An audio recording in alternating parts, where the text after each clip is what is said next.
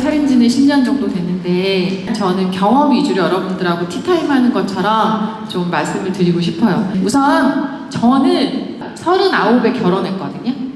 그리고 40에 아이를 낳았어요. 그리고 3년 뒤에 제가 이제 다니던 회사를 퇴사를 했어요. 이제 결정적으로는 제가 그 회사를 다니던 시절에 제가 처음으로 그 육아를 위해서 단축 근무를 신청을 했었거든요. 근데 그거를 사용을 하고 복귀를 했더니 성과는 좋은데 평가가 너무 안 좋은 거예요. 그래서 왜 그러냐고 따졌어요. 저희 상사한테. 그때 상사가 네가 좀 봐줘라 이러는 거예요. 후배들을 위해서. 너는 육아를 위해서 시간을 줄여서 일을 했잖아. 뭐 결과물은 좋지만 다른 사람들을 배려해야 되지 않겠냐. 그래서 제가 킹 받아가지고 그달 말에 퇴사를 했거든요. 근데 사실 뭐 화가 나서 했다기보다는 그게 이제 트리거가 되기는 했고, 내가 왜 사업을 하고 싶은지 그때는 막 언어로 얘기할 수 없는 여러 가지 감정이 있었지만 돌아보면 그게 저한테는 자유롭고 싶은 어떤 욕망이 있었던 것 같아요. 그리고 이제 제가 저에 대한 탐구를 했을 거잖아요. 나는 어느 쪽에 되게 관심이 있고 뭐를 잘할 수 있고 뭐가 부족한데 지금 이거를 발산하지 않으면 다른 기회를 찾기 어려울 것 같다라는 어떤 뭐 믿음과 용기 같은 게 있었던 것 같거든요. 그래서 여러분들도 오늘 제가 이제 여기 오면서 뭐 관통하는 몇 개 키워드들을 떠올려 봤는데 여성이라는 말이 지금 물이 들어오는 것 같아요. 저는 지금 뭐 유튜브 강연을 가도 무조건 여성이에요. 그리고 이커머스. 이것도 지금 완전 추세를 탔거든요. 이커머스 산업은 여러분들이 굉장히 적절한 선택을 하신 사업의 방향이라고 저는 생각합니다. 물건 떼다가 팔아도 되고 만들어도 되고 뭐 마케팅 하셔도 되고, 근데 브랜드가 필요한 이유에 대해서 여러분이 알고 계시면 도움이 될 것 같아요. 그 브랜드를 고민할 때 제가 중간중간에 그런 얘기를 많이 할 텐데, 신뢰라는 말 많이 듣죠. 진정성. 그 스타벅스 가시면 전국 어디를 가도 해외를 가도 비슷한 품질의 음료를 마실 수 있잖아요. 그죠? 그거는 고객하고 스타벅스가 약속을 한 거예요. 내가 이 정도의 품질과 이 정도의 속도와 이런 매뉴얼을 통해서 너희들한테 돈을 받고 이 차를 제공하겠다라는 일종의 약속이거든요. 그걸 일관된 매뉴얼에 따라서 관리하는 거예요. 그걸 압축한 게 브랜드거든요. 그냥 분위기나 어떤 막 상징적인 이미지 그게 아니라, 그래서 사실 브랜드 이꼴 신뢰입니다. 신뢰를 지켜나가는 과정이고, 브랜드 여전히 중요하다. 브랜드는 되게 자연 발생으로 탄생한 거고 여러분들이 브랜드를 잘 활용할 수 있어야 한다. 그런데 이제 브랜드를 빌딩한다고도 하고 브랜드 인큐베이팅이라고도 하거든요. 그거를 하는 방식이 요즘 시대에 맞게 조금씩 달라지고 있다고 저는 보고 있어요. 제가 뭐 화가 나는 건 아니지만. 그래서 최근에 이제 이런 커머스나 이 생태계, 브랜드가 들어가 있는 경험제나 소비재 관련된 이런 이제 생태계의 변화들도 가볍게 언급을 하면 여러분들이 또 공부하셔야 돼요. 가셔서 제미나이랑 공부하시든 주변 스터디를 만들어서 공부하시든 검색을 하시든 그런 것들을 이제 팔로우 하시면서 제가 말씀드린 것들을 좀 캐치하시면 좋을 것 같고, 이게 이제 보면 흐름상 예측하건데 1인 미디어는 많이 들어보셨죠? 1인 미디어가 자리 잡은 지는 한 10년 정도 됐거든요. 그 전에 뭐 UCC라는 말도 있었고, 근데 자기 채널 없이 컨텐츠만 막 공중파 같은 데서 틀어줬던 거였고, 이제 1인 미디어 같은 게 요즘 유튜브 채널도 있고, 뭐 방송사도 자기 SNS 채널 다 있는데, 그런 미디어를 통해서 이제 1인 자기 소유를 했다면 이제 브랜드도 1인 소유로 갈 것이다. 근데 대표적으로는 저희 회사가 이제 휴먼 브랜드 관리를 열심히 하고 있거든요. 여러분 혹시 이사벨라고 들어보셨어요? 네. 찰스엔터 들어보셨어요? 요즘 이제 예능 쪽.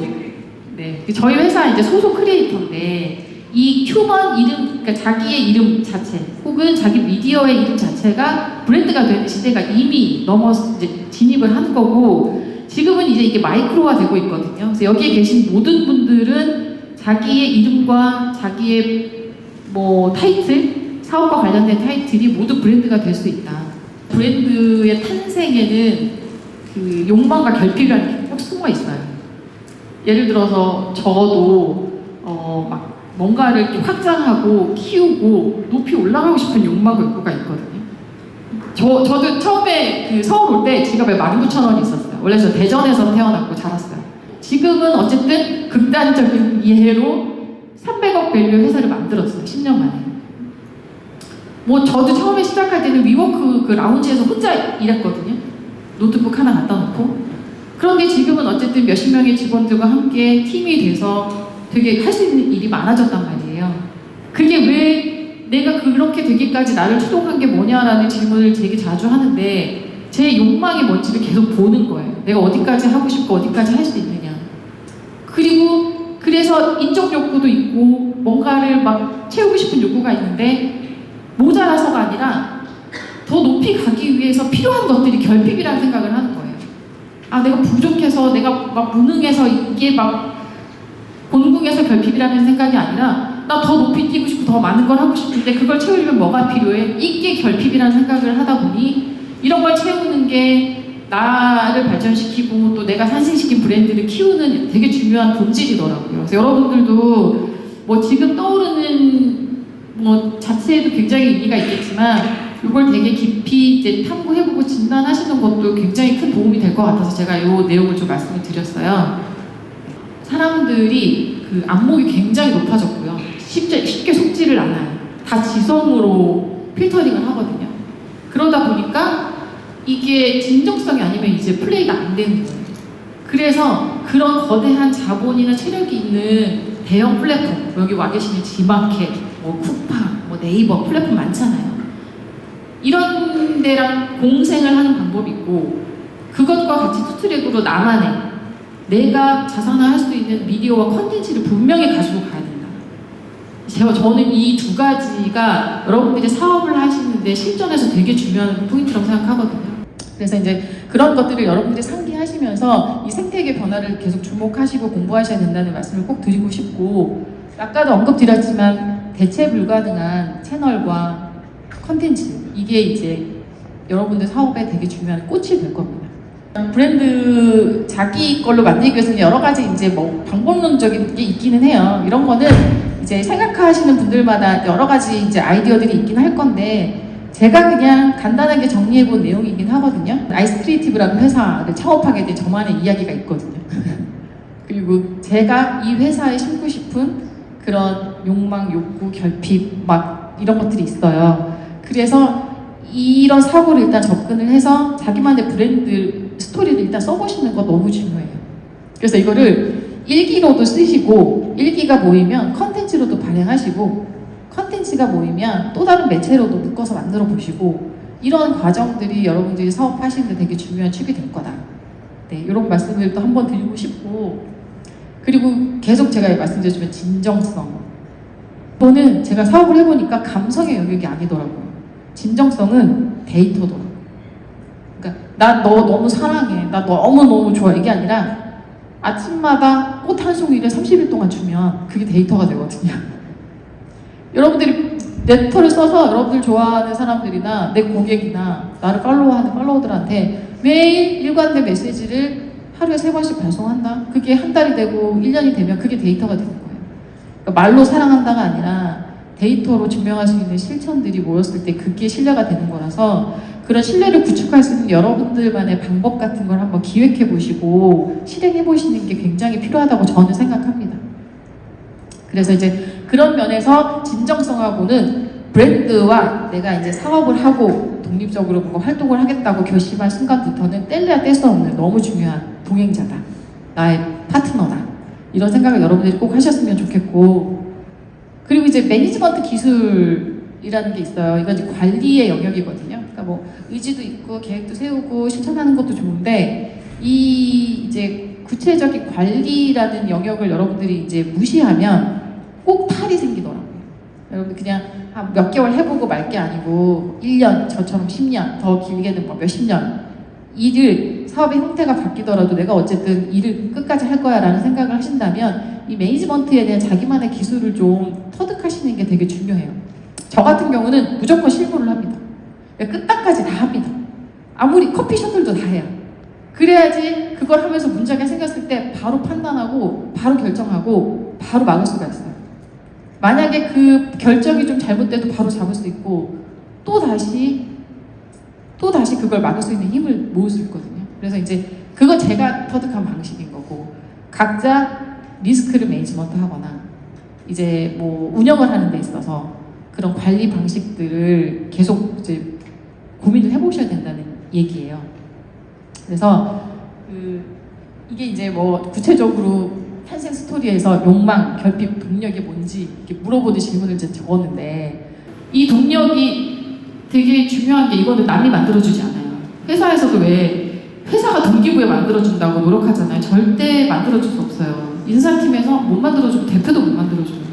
동력은 자기가 만드는 거고, 나를 가슴 뛰게 하는 게 뭔지를 여러분들이 발견하셔야 된다는 거예요. 아마 있을 거예요. 없는 사람이 없어요. 모두 있을 건데, 그거를 다시 한번 새기고, 그래서 그걸 위해서 내가 하고 싶은 욕망이 뭔지를 되게 건강하게 설계해보고, 그 목표에 도달하기 위해서 모자란 그 결핍을 어떻게 내가 채울 건지, 뭐가 필요한지, 이런 것들을 쫙 한번 설계해보시고 진단해보시는 시간을 가졌으면 좋겠다. 이게 브랜드 빌딩에 되게 중요한 첫 번째 스텝이고, 네, 꼭 필요한 필수 조건이다 라고 이제 제가 한번 정리를 한 거고요.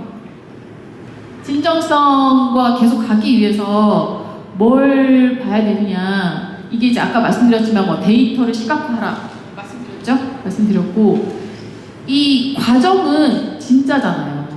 경험한 거잖아요. 내가 어디서 그냥 얻어 듣고 막 이렇게 말만 만들어가지고 하는 게 아니라, 근데 그거를 남기지 않으면 아무도 안 믿어요. 아무도 믿지 않아서 여러분들이 그런 과정을 그냥 틈틈이 컨텐츠로 남기고 기록하는 것도 되게 중요해요. 저는 메모장이 100개가 넘거든요. 노트도 몇 개가 있고, 그냥 생각나면 다 적어놔요. 다 적어놓고 그걸 이제 뭐 이미지로 좀 변형을 해서 보관을 하든, 뭐 글로 쓰든 에세이로 쓰든 카드 뉴스를 만들든, 이런 이제 과정들을 거쳐서 컨텐츠로 그런 과정들을 남기는 것 자체가 그게 진정성을 설명할 수 있는 되게 중요한 액션 플랜 중에 하나다. 그리고 이제 가치관 기준, 이거 너무 지겨운 말이긴 한데, 여러분들도 기준이라는 게 나의 그릇인 거잖아요. 그게 상대적으로 비교할 게 절대 아니에요.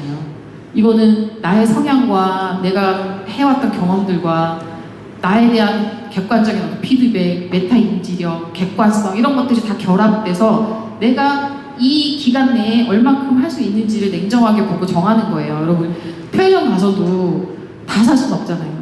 내가 갖고 있는 지갑의 형편, 내가 지금 왜 배가 고픈지, 왜 뭘 먹을 건지, 이런 기준들이 있잖아요.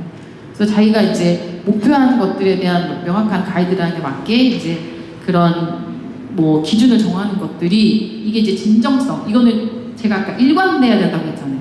일관되게 계속 끌고 가야 되기 때문에 이러한 것들이 필요하다라는 저의 경험적 노하우를 좀 설명을 드려볼 거고요. 이거 매니지먼트 기술, 여러분들 예를 들어 인스타그램이 있고 팔로워가 1000명만 있으면 이코노미가 생긴다고 해요. 이거는 증명이 됐고, 저도 팔로워가 한 3000명 정도? 저는 뭐 인플루언서는 아니니까.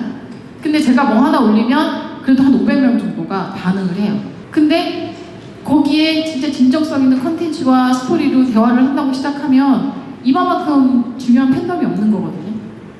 그래서 여러분들 작은 것부터, 아까 말씀하셨지만 발가락부터 움직이는 정신으로 하나씩 나의 팬덤들을 구축해서 소통하는 것도 매니지먼트에 되게 중요한 기술이다. 계속 지금은 컨텐츠와 미디어가 너무 중요하다는 걸 여기서 한 번 더 강조하고 싶습니다. 이런 사례들을 보시면서, 이거는 이제 저희 회사의 사례만 제가 가져온 거예요. 원래 찰스 엔터는 자기가 엔터테인먼트의 대표고, 자기를 팔로우하는 사람들이 연습생이라는 세계관에서 출발해서 찰스 엔터라는 이름을 만든 거거든요.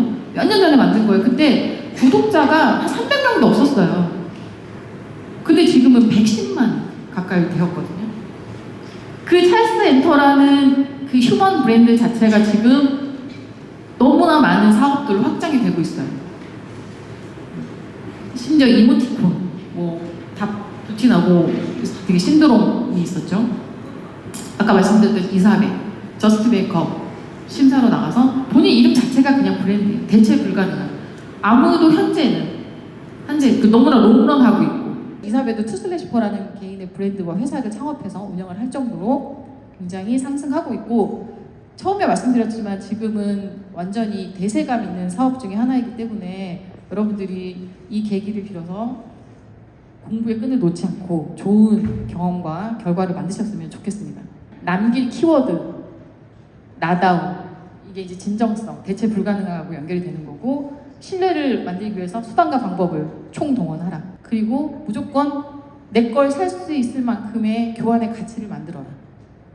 요거를 머릿속에서 계속 새기면서 비즈니스 태도를 좀 가지고 가시면 뭐든 잘 헤쳐내실 것 같고, 마지막으로 그냥 별 말은 아닌데, 제가 최근에 그냥 항상 역시 뻔한 얘기긴 하지만 늘 힘을 얻는 말이 있어요. 뭐냐면 아침에 일어나서 내가 할 일이 있다는 것, 그리고 내가 사랑하는 대상이 있다는 것, 그리고 희망이 있다는 것. 이게 그냥 사는데 저한테는 가장 중요한 것 같거든요. 여러분들도 그런 어떤 마인드에서 좋은 인사이트를 훔쳐서 잘 성장해 나가시길 바라겠습니다. 부족했지만 들어주셔서 감사하고요.